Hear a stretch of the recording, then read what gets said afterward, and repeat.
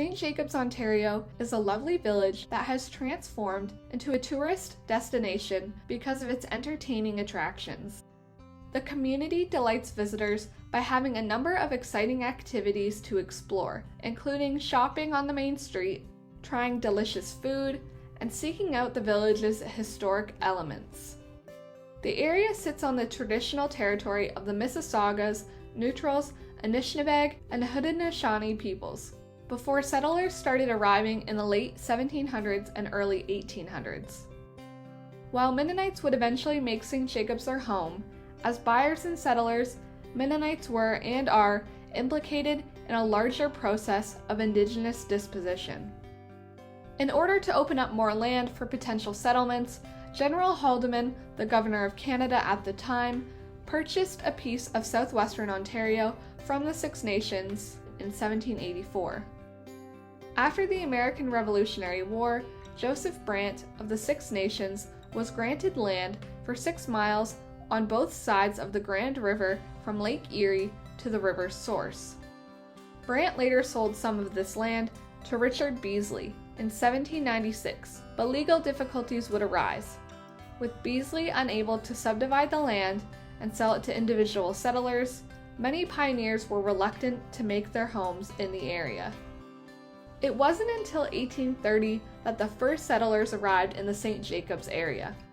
Early arrivals included the Simon Cress family, Abraham Erb, and John B. Bauman.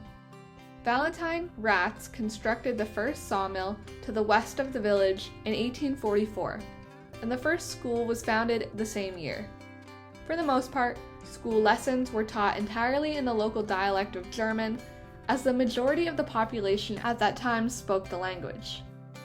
A significant influx of pioneers started moving to the area in the 1850s, which consisted mainly of Mennonites from Pennsylvania, otherwise referred to as Pennsylvania Dutch, a mistaken translation for German Deutsch.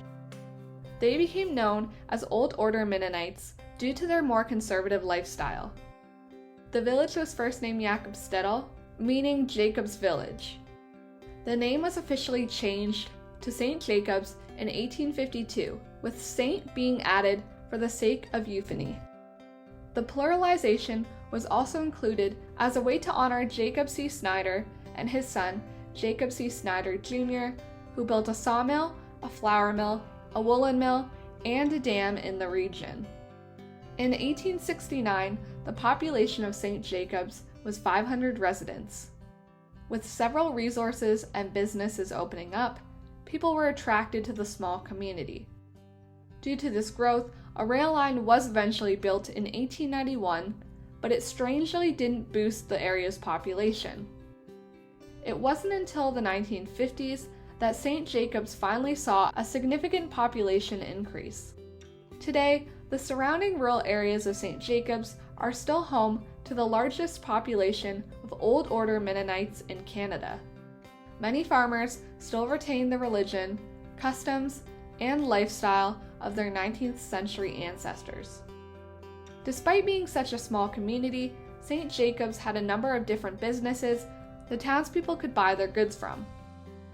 While agriculture was an integral part of the rural community, by 1867 the area also thrived by having a flour mill, a tannery, a harness shop, a wagon maker, a woolen mill, a barrel maker, a distillery, several general stores and hotels, along with other artisans and tradesmen. One of the companies to expand out of the area was Home Hardware, which was founded in 1963. Its roots trace all the way back to the 1880s in St. Jacobs, originating as a tinsmith shop.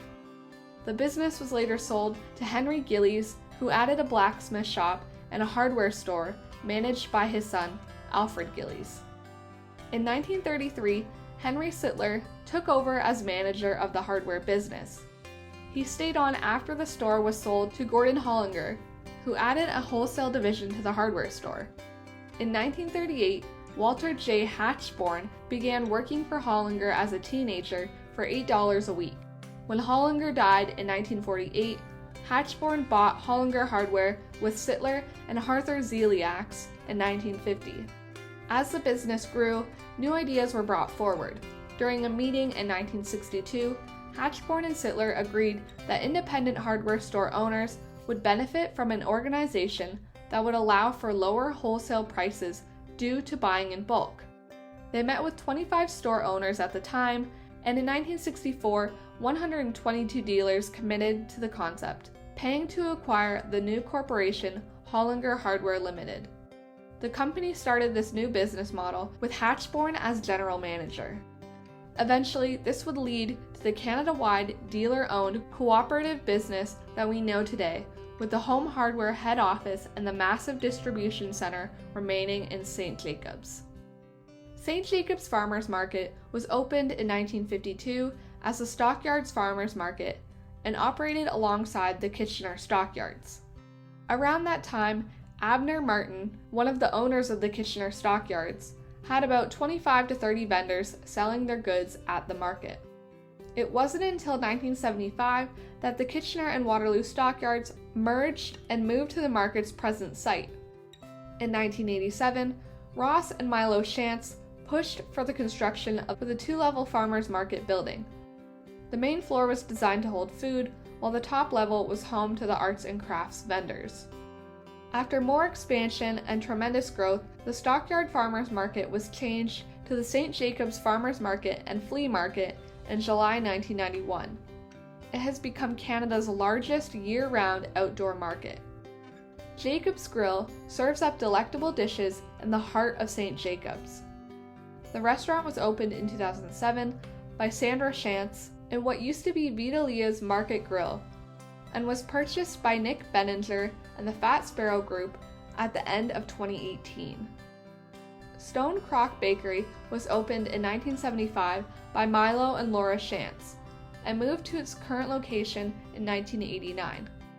The bakery has an array of goodies, including fresh bread, baked goods, and savory treats that will sure to leave your mouth watering. Sandra took over the business after her parents retired and also sold the bakery to Benninger and the Fat Sparrow Group in 2018. Market Road Antiques has a little mix of everything for those looking to liven up their homes with one-of-a-kind finds. With over 140 dealer booths, the extensive array of fine estate jewelry, quality furniture, books and art, vintage clothing, toys, vinyl records, and other collectibles will ensure an enjoyable treasure hunt for all. Eco Cafe opened in 2016 and is located in a flour mill that was built by Jacob C. Snyder in the mid-1800s. The cafe offers fresh, small batch roasted coffee from Eco Coffee Corp. In Waterloo and prioritizes sustainability and ethical sourcing when it comes to its products. The Health Valley Trail runs between St. Jacobs and Conestogo and dates back to the earliest days of both villages. Formerly the Conestogo River Trail, the Health Valley Trail was a Conestogo Winterbourne Optimist Club project in 1992. The 5.1-kilometer multi-surface path is a great spot for those interested in hiking, birding, and biking in the summer, and cross-country skiing and snowshoeing during the winter. Although the area remains a quaint village, St. Jacobs has transformed into a tourist hotspot because of its retail focus and historic Mennonite heritage. The village was once a place for quilt makers, bakers, historians, and retirees to visit, but a shift in travel interest has also helped it become a popular destination for millennials while retaining its traditional atmosphere.